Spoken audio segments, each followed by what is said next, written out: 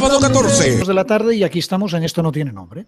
El ministro de Educación, Roberto Fulcar, defendió el retorno a las clases semipresenciales al destacar que no es cierto que falten pocos días para concluir el presente año escolar, además de que es voluntario y si el padre entiende que sus hijos no deben ir a la escuela, pues que no lo hagan. Dijo que según el calendario quedan 2 meses para concluir el año escolar que está pautado para terminar el 29 de julio.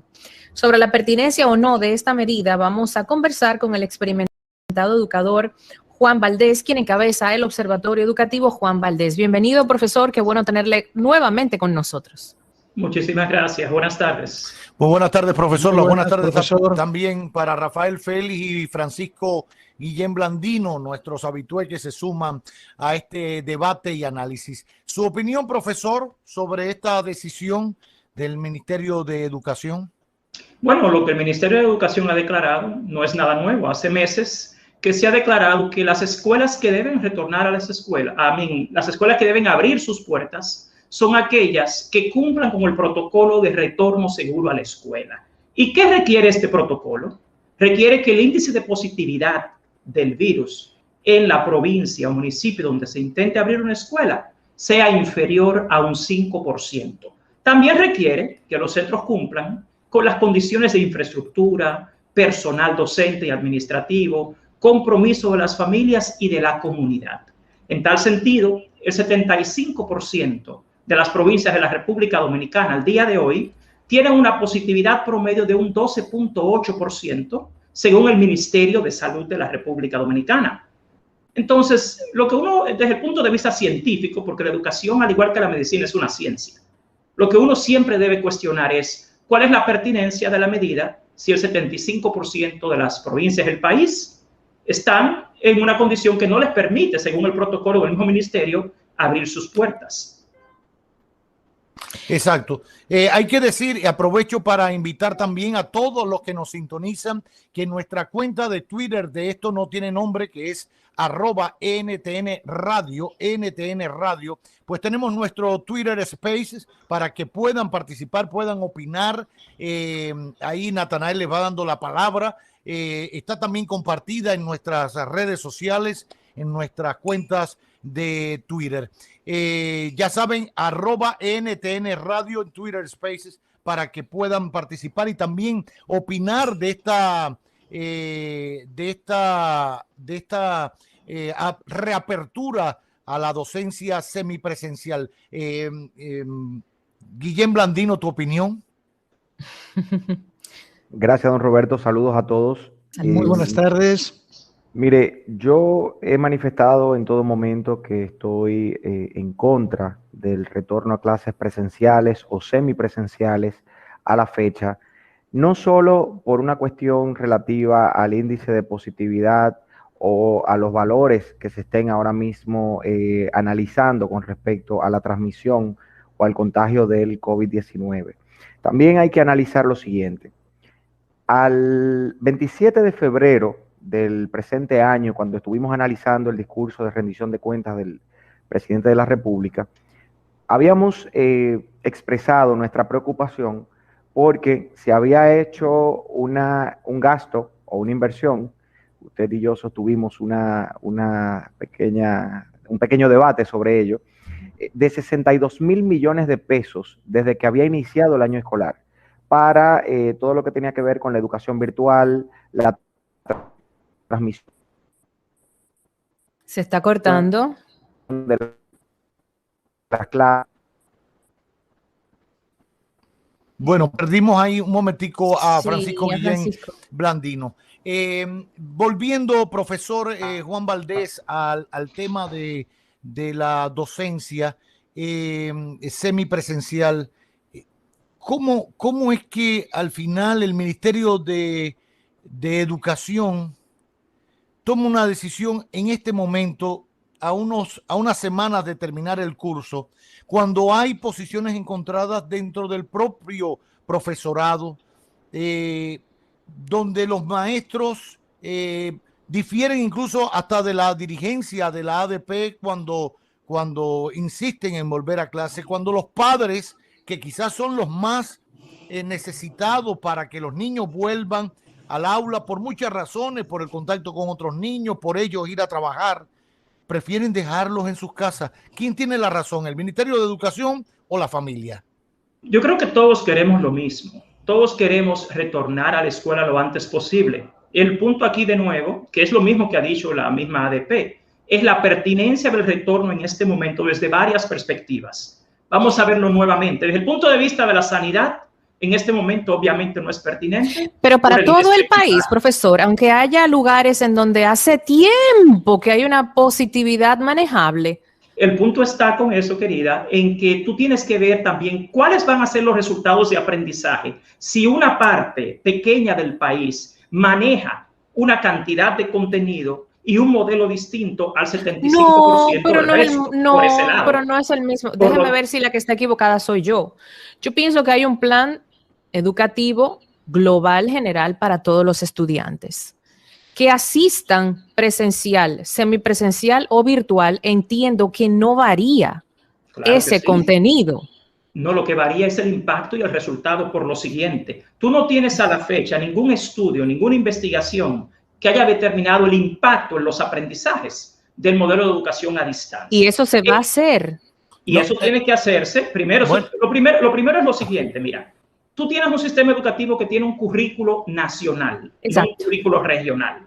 Entonces, tú tienes un modelo donde tú tienes un currículo simplificado a nivel nacional, del cual todos se supone que deben tener los mismos indicadores de logros, las mismas competencias y los mismos resultados de aprendizaje.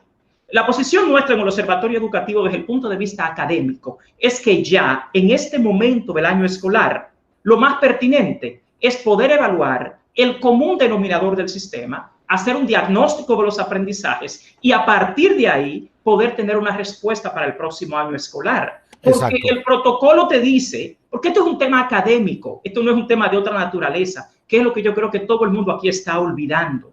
Aquí el tema es que el fin de la escuela es el aprendizaje. Así es. Y lo que debemos todos procurar es que se den condiciones, porque en este país, a diferencia de México u otros, no hay currículos regionales, ni municipales, ni provinciales, sino un currículo nacional.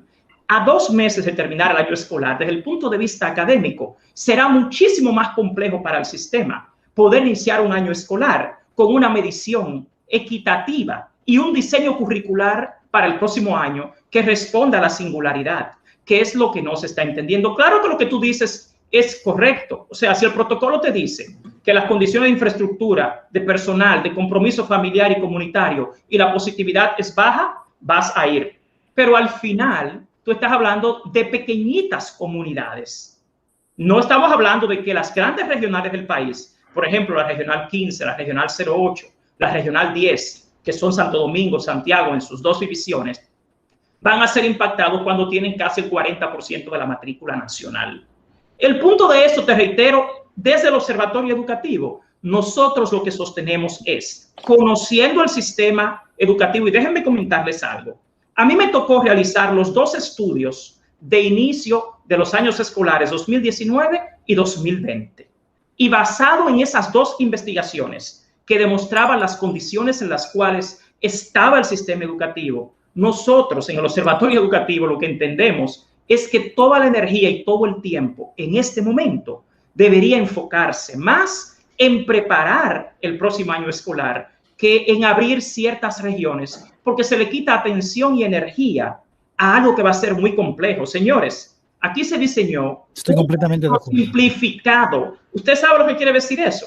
Que aquí se llevó, si acaso, al 60-70% de las competencias, lo que debe ser el currículo dominicano.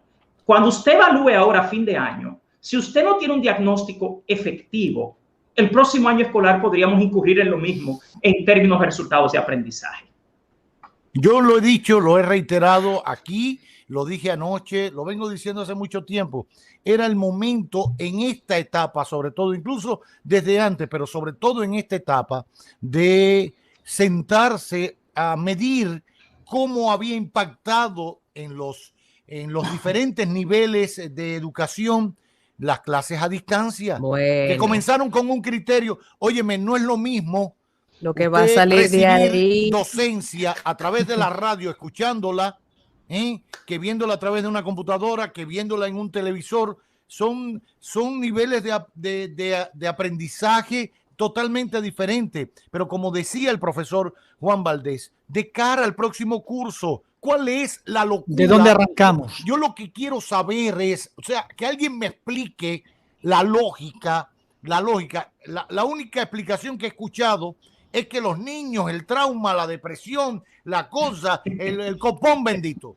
No he visto Te voy a decir algo, Roberto.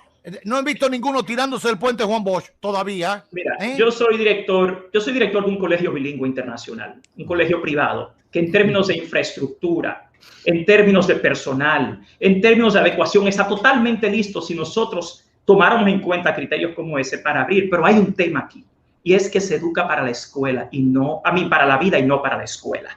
Usted tiene una realidad. Hay una comunidad donde viven las personas que se ve afectada y que es un riesgo. Por otro lado, lamentablemente aquí parece que no se entiende todavía qué rastro tiene el sistema educativo de deficiencias. Señores, aquí simplemente el tema de la infraestructura escolar es un reto. Cuando yo veo que autorizan abrir, por ejemplo, en Santo Domingo a los colegios privados que estén dispuestos a abrir, parece que se les olvida a mucha gente que el 90% de los colegios privados no cumple con lo que son las medidas del tamaño de un aula estándar, según el manual de diseño de centros educativos del Ministerio de Educación. ¿Por qué? Porque han sido construidos en casas, claro, que luego han ido creciendo, pero yo soy evaluador y certificador internacional de centros educativos, y me ha tocado evaluar muchísimos centros en toda Latinoamérica.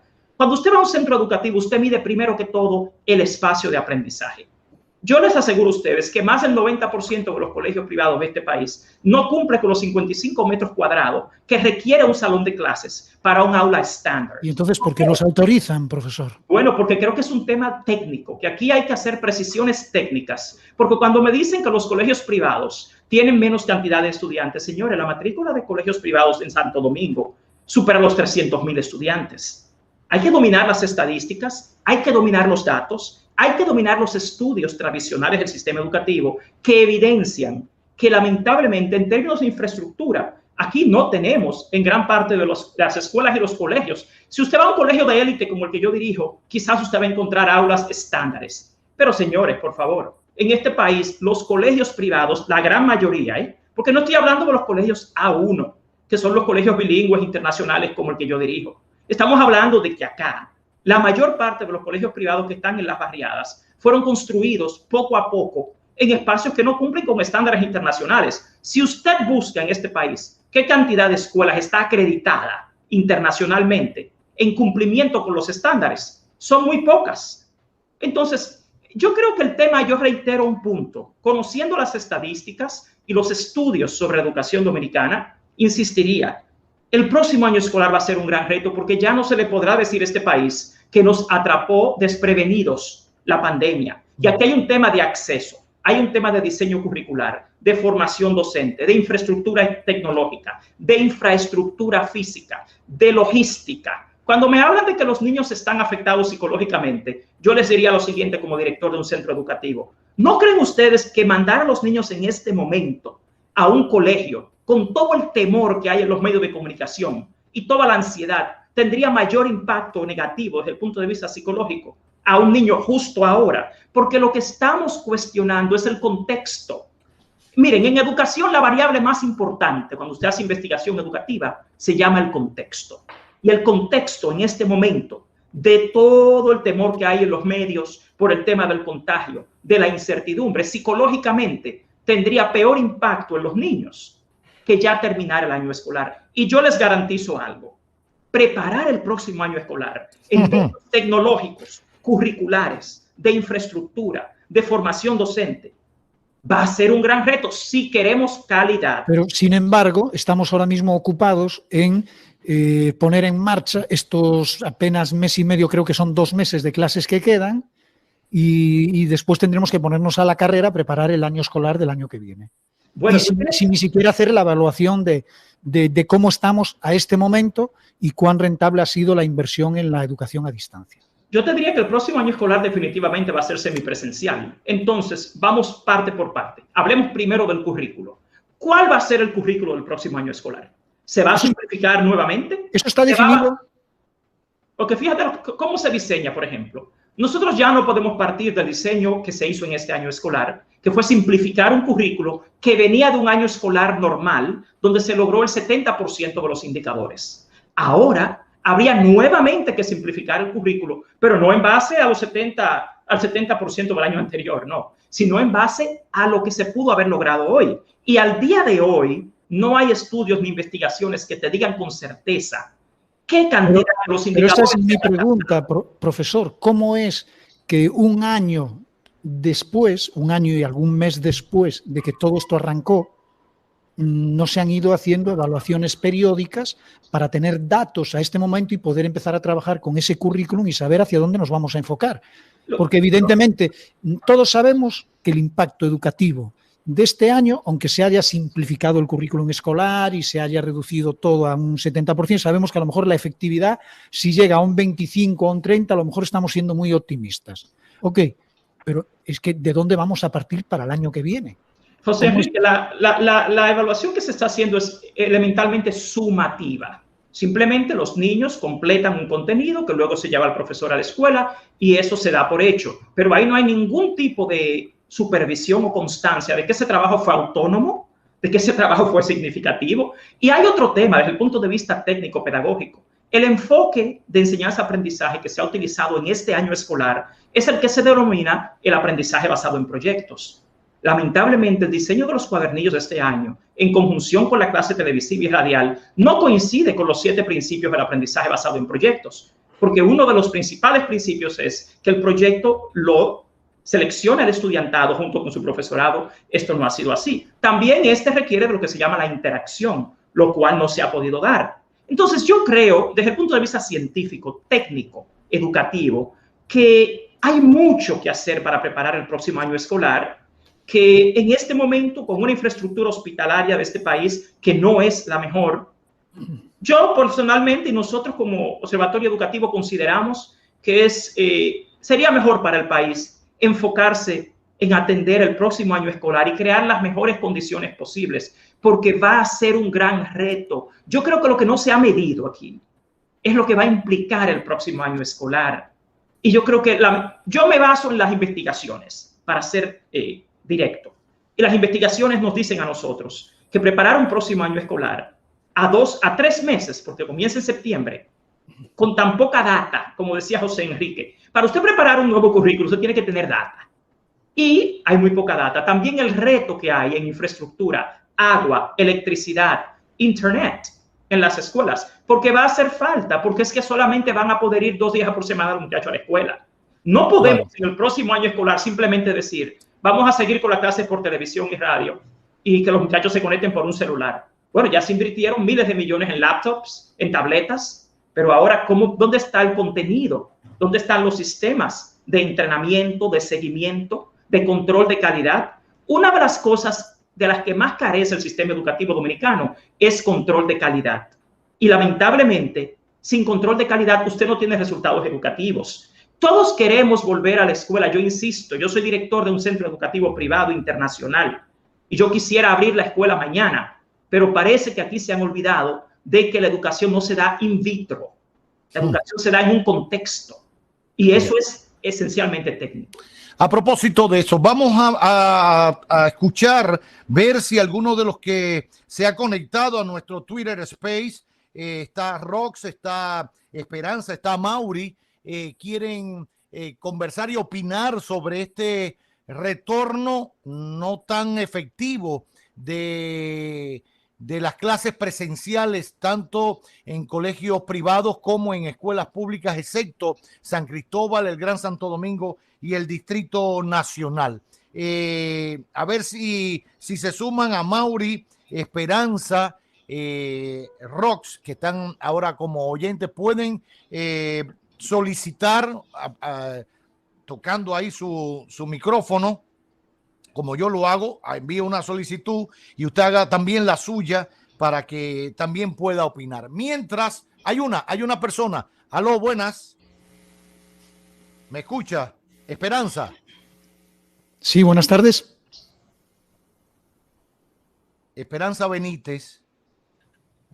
Que hable, que está abierto ya. Ah, Sí, está abierto. Esperanza, ya puede hablar. Está abierto su micrófono para que opine. No sé si ella nos escucha. ¿Nos escucha, Esperanza? Sí, ahora sí. Esperanza.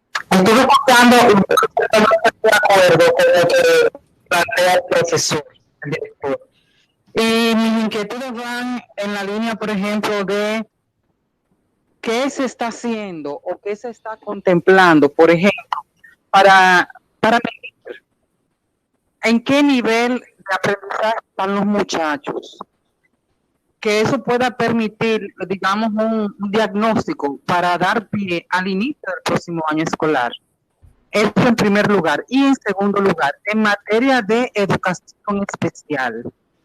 Me preocupa mucho porque me identifico con esa parte porque tengo un hijo en el espectro autista y veo que también ese es un segmento que ha sido un tanto olvidado dentro de este conglomerado. Aunque hay canales para educación especial, sabemos que estos niños, este segmento poblacional, necesita una atención muy personalizada. Los escucho. Gracias, querida Esperanza, habitué de nuestro magazine y una seguidora fiel. Gracias por su opinión a través del Twitter Space de Esto No Tiene Nombre. Profesor, su opinión. Sí, fíjense algo. Estamos a 2 meses de terminar el año escolar y todavía estamos a tiempo de hacer una evaluación efectiva de los aprendizajes. Pero hasta la fecha, realmente eso no se ha hecho. Por lo menos yo como director de escuela y todos los directores que conozco, nosotros, es una de las preguntas que nos hacemos. Otra de las cosas que nosotros hemos sugerido es que haya mayor atención a la diversidad. Eso que ella ha mencionado, por ejemplo, ya en el próximo año escolar no va a ser simplemente un niño que tenga necesidades especiales. El impacto que ha tenido este año escolar va a necesitar de programas, estrategias y procedimientos para atender a la diversidad. Nosotros en el Observatorio Educativo hemos recomendado que se cree una unidad de asistencia social desde el punto de vista de personas que puedan trabajar con las familias desde la escuela y dar seguimiento. A principios de este año escolar, esos son los que nosotros denominamos trabajadores sociales, que en otros países existen.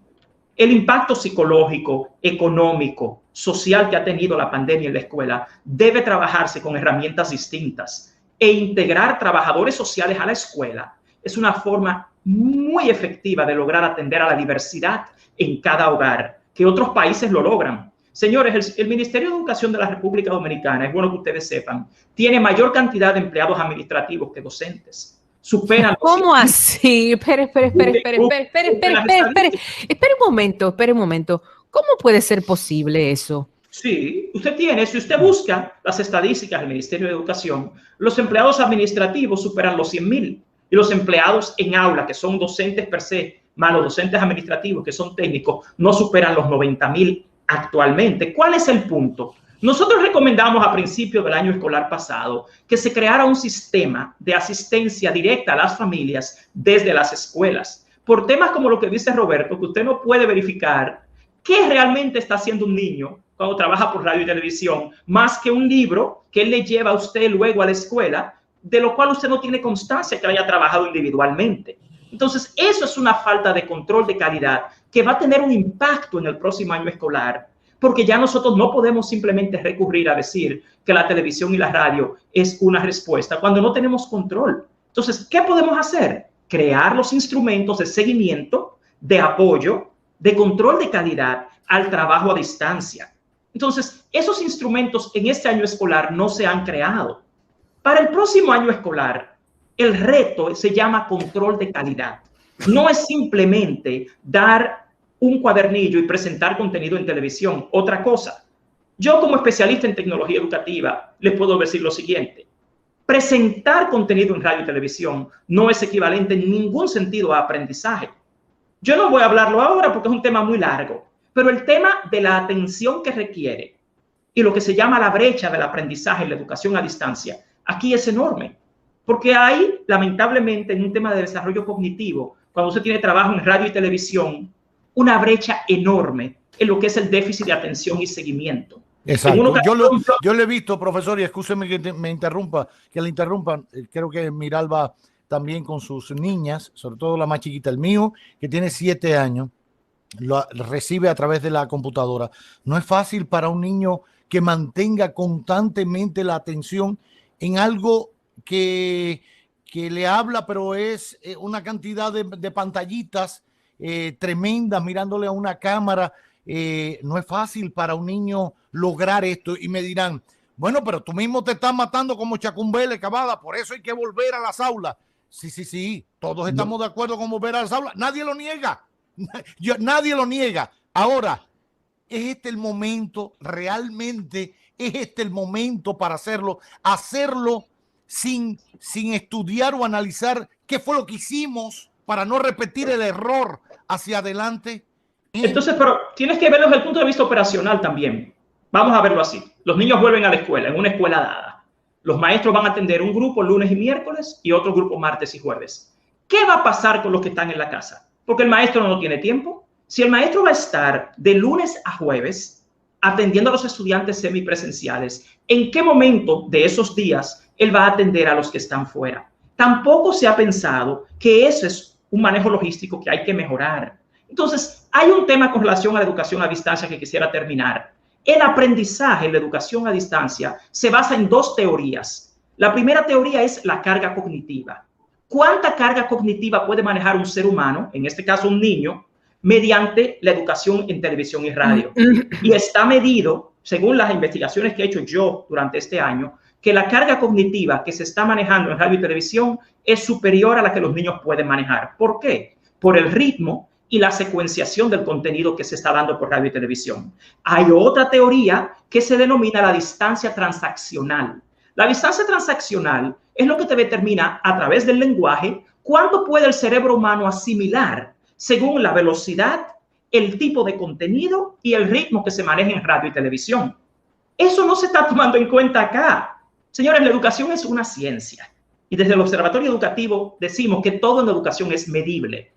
Y lo que nosotros recomendamos es que en este momento, a 3 meses de inicio del año escolar, mejor nos concentremos en revisar todos esos criterios de calidad, porque el año que viene va a ser igual semipresencial y ya no va a ser aceptable otra vez entender que presentar contenido en televisión es igual a enseñanza y aprendizaje, porque desde el punto de vista científico eso no es así. O sea, no hay ninguna investigación que haya demostrado la cantidad de aprendizaje que se puede aquí manejar a un ritmo determinado de contenido y según un tipo de contenido, sea audio, texto, video. Todo eso se mide y se calcula. Entonces, eso es parte, desde el punto de vista técnico, pedagógico, de lo que hay que mejorar. Por no hablar de todo lo otro que es procedimental en una escuela, exacto, que eso sí aún es más complicado. Vámonos a una pausa, una breve pausa. Pendiente Francisco Guillén Blandino para hablar de este tema. Mucha más gente se suma al Twitter Space de Esto No Tiene Nombre, @NTN Radio, para que opine sobre este regreso a clases presenciales o semipresenciales en la mayoría de las provincias y municipios del país, excepto San Cristóbal, el Gran Santo Domingo y el Distrito Nacional, para las escuelas públicas, no así para los colegios privados. Hablamos más del tema después de los mensajes. Una pregunta. El Ministerio de Educación ha dicho que, bueno, en el caso de los colegios privados que se permiten abrir en el Distrito Nacional, no así las escuelas públicas, lo hacen sobre pretexto de que es menor la población estudiantil, etcétera, y están obligados a cumplir un protocolo de prueba COVID, etcétera, para maestros antes de entrar al aula, etcétera, etcétera. ¿Hay manera, el Ministerio de Educación tiene manera de probar que ese protocolo en los colegios privados del país se cumple para poder abrir las aulas?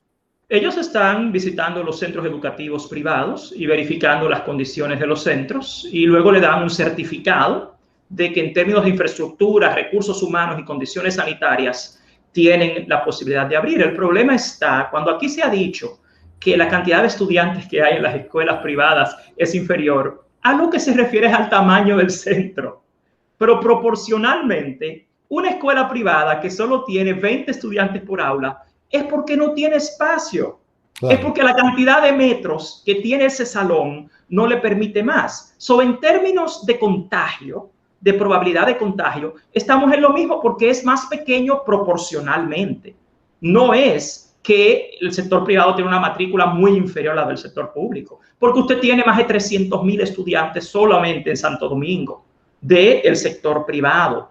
Tampoco entiendo yo realmente que ya en este momento, en términos académicos, tendría mucho impacto, porque el fin de la educación de nuevo es el aprendizaje. Con relación a lo que decía Francisco, la adquisición de esos equipos es pertinente. El punto está, yo quisiera exhortar a todo el pueblo dominicano que lea un libro que se llama El fracaso del programa Una Laptop por Niño. Ya nosotros tenemos más de 20 años de investigación sobre qué se hace con un equipo tecnológico en la escuela y qué no. Y el uso de tecnología en la escuela en toda Latinoamérica ha sido un fracaso. ¿Por qué? Porque se han enfocado en los equipos y no se han enfocado en los procesos de aprendizaje en el ser humano. Yo he dicho muchas veces como experto en tecnología educativa que darle una laptop o una tableta a un estudiante es equivalente a darle un lápiz o un cuaderno. Si esos equipos no están asociados a programas eficientes para lograr el aprendizaje que tengan contenido y procedimiento y lo que se denomina en tecnología educativa diseño instruccional, estamos dándole un lápiz al darle una tableta o una laptop. No lo dice el profesor Juan Valdés, lo dice la investigación educativa del Banco Mundial, del BID, de lo que es el Laboratorio Latinoamericano de Evaluación de la Calidad de la Educación, porque lamentablemente en lo que aquí y en la mayor parte de Latinoamérica no se han enfocado es la naturaleza del aprendizaje en el ser humano. Un cuaderno y una tableta es lo mismo. Los procesos de aprendizaje en el ser humano no han cambiado en 1000 años.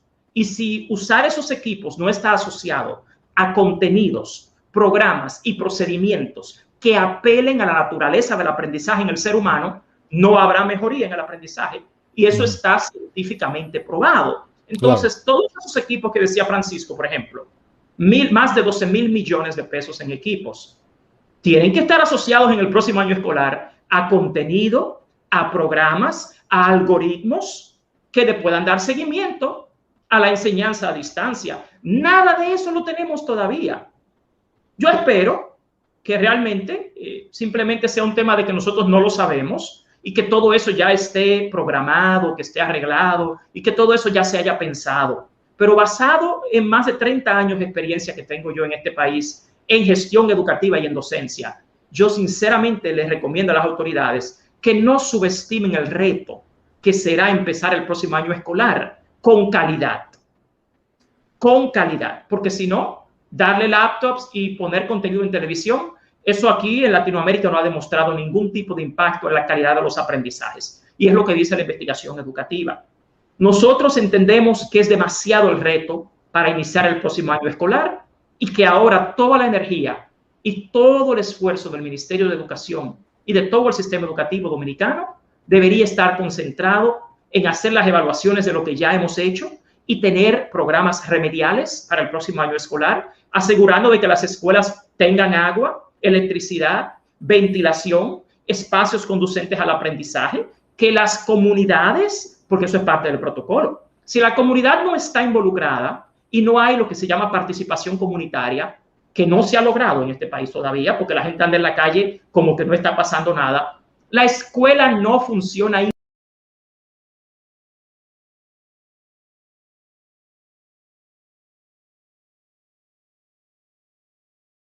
Funciona in vitro. La escuela es un ecosistema y ese ecosistema depende del padre, del estudiante, del docente, de la infraestructura, de la tecnología, de la electricidad.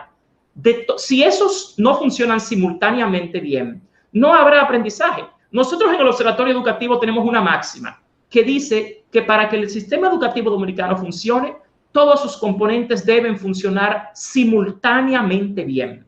De nada nos vale pintar escuelas y arreglar aulas y arreglar ventilación si no tenemos el currículo, no tenemos la formación docente, no tenemos el internet, no tenemos los programas de contenido. Todos estos deben funcionar simultáneamente bien para que haya aprendizaje. Y hasta el día de hoy eso no se ha evidenciado. De eso se trata. Doctor, muchísimas gracias. Gracias por acompañarnos en este tema tan vital. Aprovechar para despedir nuestra transmisión para todos los dominicanos y dominicanas que nos ven a través de TV Quisqueya en el 1096 de Optimum en Nueva York, New Jersey, Connecticut, y también en Disney Network Latino para el resto de la Unión Americana, Canadá y Puerto Rico. El profesor Juan Valdés del Observatorio Educativo, acompañándonos en este magazine que no tiene nombre. Muchas gracias. Doctor, gracias. Muy amable. Esto no tiene nombre.